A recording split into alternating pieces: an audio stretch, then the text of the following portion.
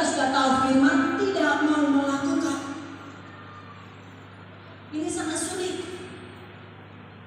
Bahkan Bapak Ibu Saudara mengungkapkan gampang, mempraktikkan itu yang sangat sulit.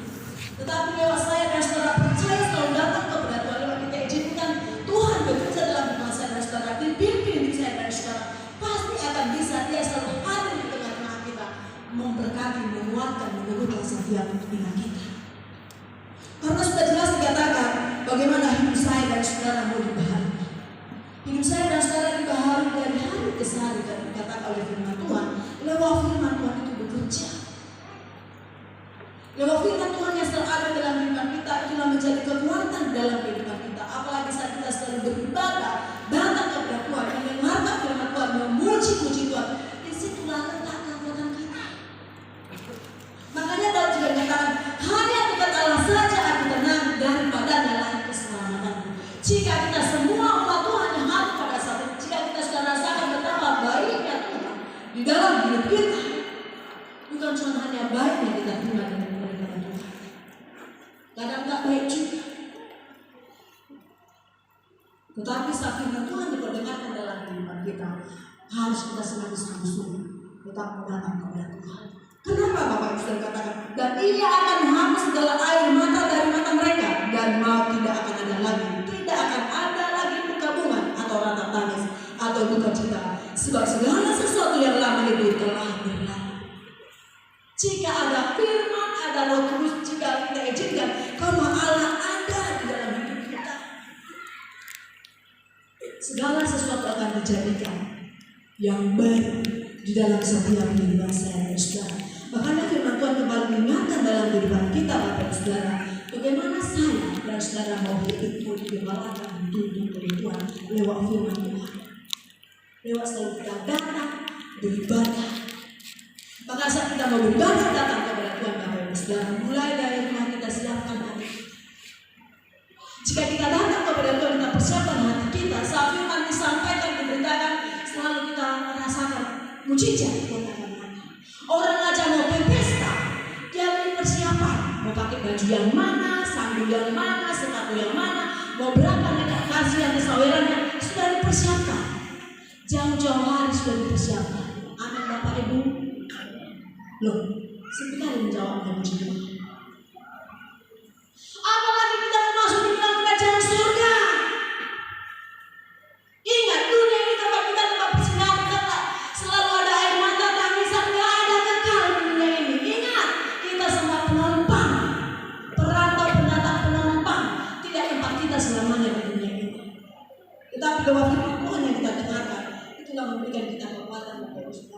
Apalagi dan bumi sekejap bisa digoncang. Tetapi firman Tuhan, perkataan Tuhan yang ada dalam kehidupan saya dan saudara, itu tidak bisa akan digoncang. Bahkan itulah satu-satunya membawa keselamatan dalam kehidupan saya dan saudara. Puji Tuhan.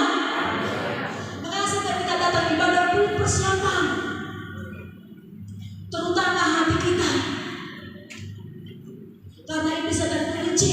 Mulai hari Jumat udah ini mau beribadah, mulai hari Sabtu bisa bertengkar gara-gara sedikit, gara-gara sepele, gara-gara uang, bisa membuat suami gak gereja, membuat istri gak gereja, membuat anak gak gereja. Siapa kira-kira Bapak Saudara yang rugi? Bukan setan yang rugi, diri sendiri. Hilang kemuliaan Tuhan, hilang sukacita dari diri kita, membuat sudah hilang sukacita, tidak ada semangat dari hati bekerja. Tetapi saat firman Tuhan saat kita izinkan selalu Allah hadir dalam kehidupan kita, jika lewat firman dan Roh Kudus bekerja dalam kehidupan kita, kita sadar kita manusia sangat lemah, tidak ada kekuatan kita. Tetapi saat kita datang kepada Tuhan, Tuhan sendiri yang selalu memberikan kekuatan dalam kehidupan kita. Bahkan katakan firman Tuhan dalam satu Tesalonika itu mengucap syukur dalam segala, tetaplah berdoa. Bukan saat baik kita katakan bersyukur, memang saat kita katakan bersyukur, tetapi saat tidak baik selalu bersyukur. Apalagi kenapa masih ada sakit penyakit di jiwa. Bisa tidak hati bersyukur, bisa tidak hati selalu memuji Tuhan.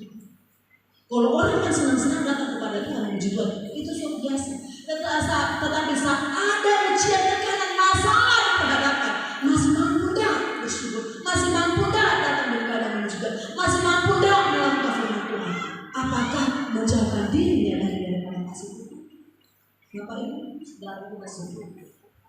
Seada tekanan, ada ujian, jangan tinggalkan Tuhan, jangan tinggalkan ibadah. Harus justru sebaliknya membuat engkau semakin sungguh-sungguh, semakin setia pegang hati Tuhan. Karena Allah selalu ada di tengah-tengah mereka. Bagi orang yang selalu mencari Tuhan, bagi orang yang selalu berseru kepada Dia. Puji Tuhan. Ingat Tuhan kita tidak jauh. Dia hanya sejauh doa. Jangan kira dia pelayan, dia pekerja Tuhan, tetapi kok ada sakit-sakitnya. Tuhan tidak pernah janji orang yang ikut Tuhan itu mulus hidupnya. Sini berganti banyak di dia selalu berjalan. Tetapi saat kita mampu jalani, selalu kita syukuri. Kita jalani, kita lewati semua Tuhan karena kita lewati semua karena ada Tuhan. Firman Tuhan selalu memberi kekuatan dalam diri kita semua. Puji Tuhan. Bapak Ibu kembali tekankan dalam depan kita khusus pada saat pagi hari. Ia akan duduk di atas tahta itu dan berkata, lihatlah aku menjadikan segala sesuatu baru, dan firman-Nya tuliskanlah, karena segala perkataan ini adalah tepat dan benar. Setiap firman Tuhan itu benar dan tepat bagi orang yang percaya. Firman itu iya dan amin. Janji Tuhan iya dan amin bagi orang yang percaya. Makanya kembali kita buka Bapak Ibu Saudara pertama. Bagaimana ibu saya dan saudara sudah dipilih Tuhan di dalam 1 Petrus pasal 2 ayat 9 dan 10. Tolong baca 1 Petrus pasal 2 ayat 9 dan 10. 1 Petrus 2 ayat 9 sampai 10 demikian firman Tuhan.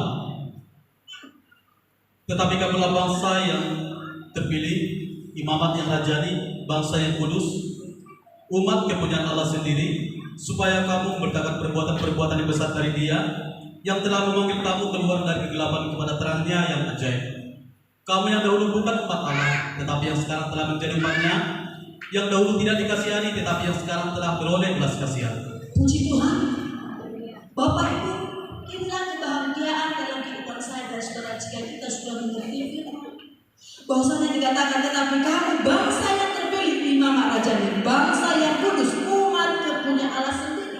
Saya dan saudara-saudara diakui menjadi umat kepunyaan Allah sendiri, supaya kamu memberitakan perbuatan-perbuatan yang besar dari Dia yang telah memanggil kamu keluar dari kegelapan kepada terang yang ajaib.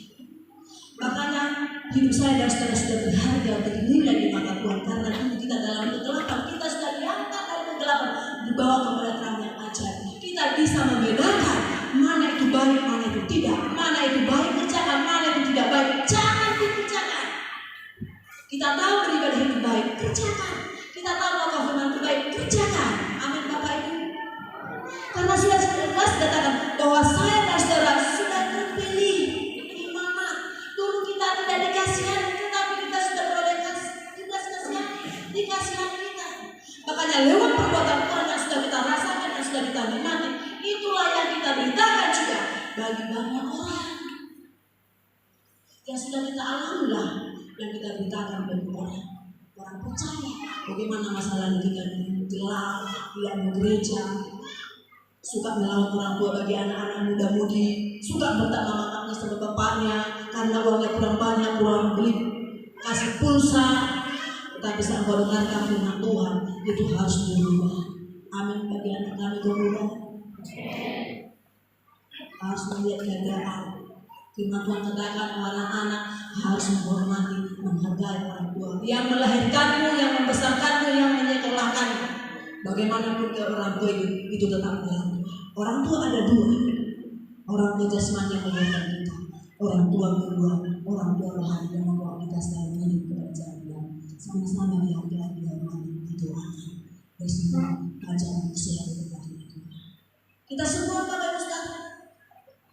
Makanya kita bersyukur kepada Tuhan. Masih tidak Tuhan ingatkan dalam setiap hidup kita. Apa yang sudah kita rasakan dalam hidup kita, itu harus kita sampaikan bagi banyak orang. Yang kita alami lah, yang kita beritakan bagi banyak orang. Contoh, dulu kita nggak tahu berdoa sama sekali. Kalau dibilang berdoa, jangan gitu. Tapi saat kita sudah beri hati kepada Tuhan, lama-lama kita lihat sudah menjadi biasa. Bisa karena biasa sudah berbuah bersekutu dengan Tuhan. Karena Roh itu sendiri mengajari kita.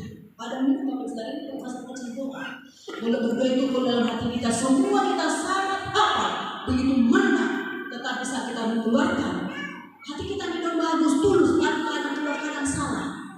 Saya tidak sadar kita. Itu kadang kenyataan, nggak tahu kalau saya. Yang pengalaman saya yang saya katakan, bukan pengalaman orang lain, pengalaman yang aku alami. Makanya selalu datang kepada Tuhan, berdoa kepada Tuhan, sedikit demi sedikit selalu bilang. Bahkan apa yang kita rasakan disampaikan kepada Tuhan.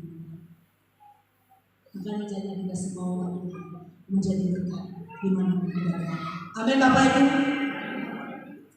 Pada umumnya kalau ada kekurangan kita itu yang selalu kita orang. Ingat tahun lalu. Pada satunya itu hujan dan masih ada pada saat itu hanya satu orang berondong. Langsung apa dikatakan? Semua jemaah sisa lagi baru berondong. Bayangkan Bapak Ibu Saudara betapa sakitnya orang berondong. Satu orang yang berondong semua kena imbasnya. Bapak Gembala nggak tahu, jemaah juga nggak tahu. Itu jemaahnya sisa lagi baru berondong. Kita beri yang sedang kita jaga berbagai kita. Semua kita jaga hati Tuhan. Amin Bapak Ibu. Apalagi saat-saatnya sunyinya ekonomi ditantang, tetapi kita mari ingat firman Tuhan. Sudah jelas dalam katakan bahwa tetapi kami bangsa yang terpilih di nama kerajaan. Dulu memang kita lakukan itu, suka bohong, suka mencuri miliknya orang lain, tetapi saat mendengarkan firman Tuhan harus berjujur. Jangan ada bohong. Kalau orang yang suka berbohong itu tidak pernah dalam hatinya. Kita orang tua perhatikan anak kalau dia sering bohong atau ngambil uang sedikit ya dia cuma diri karena dia berbohong, dia takut, dia nggak tenang. Perhatikan. Tetapi kalau dia jujur, dia nggak ada rasa takut, dia percaya diri. Kenapa? Kalau perbuatannya jujur, baik. Demikian saya juga bersaudara dengan Tuhan. Kalau kita jujur apa ada dengan Tuhan, tidak ada yang menakutkan. Amin Bapak Ibu. Amin. Tidak ada yang ditakutkan. Tetapi kalau ada sesuatu yang kita sembunyikan, dosa, kita tidak jujur antara suami dan istri. Contoh ini masalah kecil, istri mengasih uang tanpa diberitahu suami, kita juga nggak tenang. Sebab dia juga suami mengasih uang tanpa dikasih tahu sama istrinya, dia juga nggak tenang. Lama-kelamaan ketahuan, lama-kelamaan berantem, lama-kelamaan luar biasa bisa terjadi yang tidak diinginkan. Tetapi bila kita belajar, jika kita jujur menghadap Tuhan, ingat hukum pertama dan paling utama dikatakan oleh Tuhan, mengasihi Tuhan segenap hati, segenap jiwa dan segenap pikiran.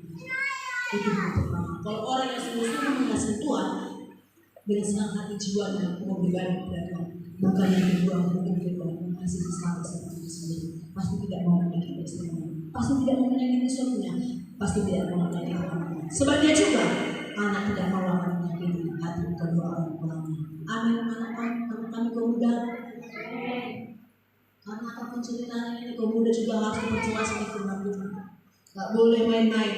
Apalagi kaum muda dimanapun kau berada, kau harus jadi terang. Di mana itu gereja? Itu langsung tanya orang. Di mana itu gereja?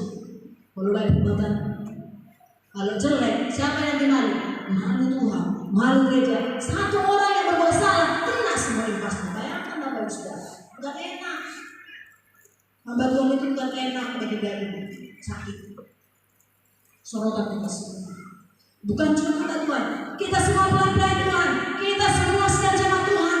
Ingat firman Tuhan ini, bahwa saya dan saudara sudah dipilih.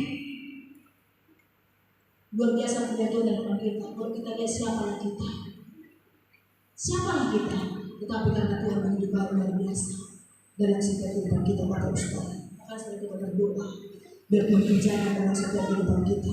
Bahkan katakan kamu yang dahulu bukan umat Allah, tetapi sekarang telah menjadi umatnya, dan dahulu tidak dikasihannya, tetapi sekarang telah beroleh belas kasihan. Saya dan saudara sudah dikasihani oleh Tuhan.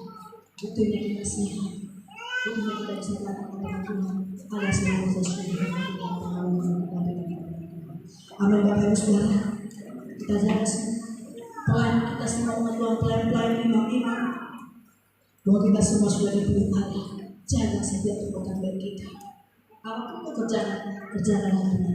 Hai istri, hormatlah kepada suami terlebih kepada Tuhan. Kalau engkau belum takut akan Tuhan, akan bisa engkau menghormati suamimu. Tidak ada jalan lain. Jika engkau betul-betul sudah takut akan Tuhan, mengasihi Tuhan dan segala hidup, pasti firman Tuhan mengenal engkau harus tunduk kepada suami.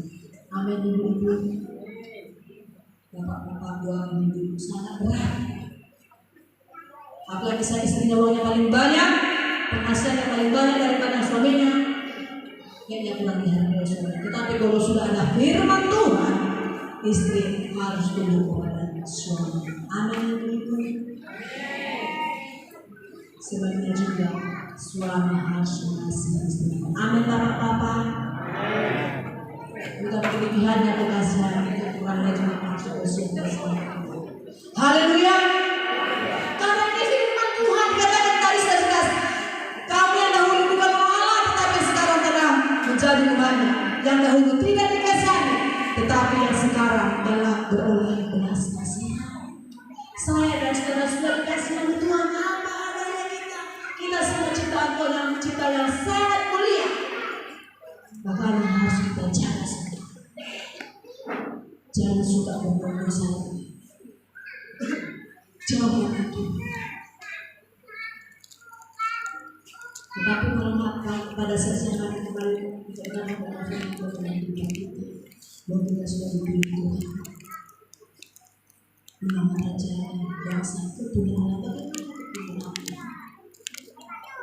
Seorang tua tidak mau menyakiti hati anaknya. Dia selalu jaga. Apalagi Bapak kita di surga. Kenapa selalu orang tua menegur anaknya? Karena orang tua itu selalu bagaimana anak itu berubah, bagaimana itu supaya lebih baik, supaya masa depannya bagus berkembang. Ini tujuan orang tua. Makanya di sekolah tahu supaya jangan seperti nasib anak supaya nasib anak lebih bagus dari itu. Itu tujuan orang tua. Anak-anak kami perhatikan. Apalagi saya dan sekolah kita sudah berusaha dengan Yesus yang bersama. Kita semua akan menjaga Tuhan. Kita yang sekali menjaga Tuhan. Kita sudah tahu firman Tuhan, kita sudah tahu. Ibadah PA kita tidak tahu. Ibadah doa apalagi kita tidak tahu.